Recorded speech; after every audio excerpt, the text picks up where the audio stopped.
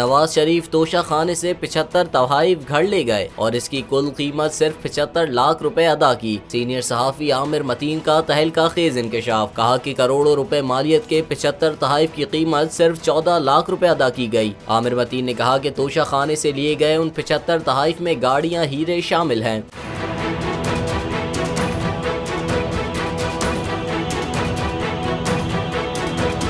Programme में एक और इंकशाफ किया गया कि नवाज शरीफ ने तोशा खाने से एक कालीन सिर्फ 50 रुपए में जबकि 875 रुपए में एक ब्रीफ केस खरीदा। आमिर मतीन ने कहा कि लग्जरी मर्सिडीज गाड़ी सिर्फ 6 लाख रुपए में खरीदी गई। सीनियर सहाफी ने इंकशाफ किया कि मरियम नवाज ने 10 लाख की घड़ी सिर्फ 45,000 में खरीदी और वो 10 लाख भी इस घड़ी के कम लगाए गए। दरअसल इसकी मालियत करोड़ों रुपए थी।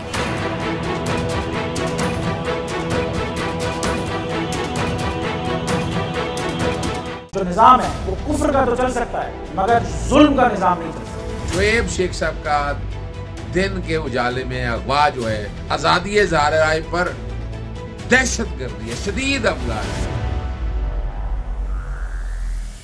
8-9 साल बाद ये FIR दर्ज हुई है जो कानून के भी मुतसादिम है कि एक शख्स के खिलाफ एक ही मुकदमे के किसी भी हिस्से के बारे में 2 दफा उसका ट्रायल नहीं हो सकता। अभी बरादरी अगर आपस में मुत्तहिद होकर तहफ़्फ़ुज़ नहीं करेगी कि इस तरह की जो यलगार है, एक रियासती जबर है, उसको जब तक कला कमा नहीं करेगी तो फिर कल को खुद भी इसमें आएंगे।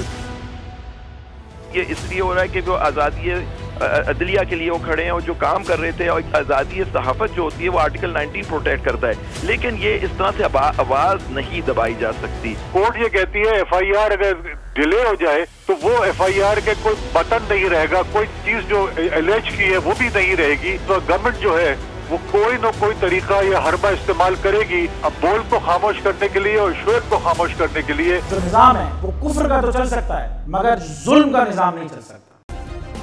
सब्सक्राइब करें और बेल दबाएं ताकि कोई खबर रह न जाए।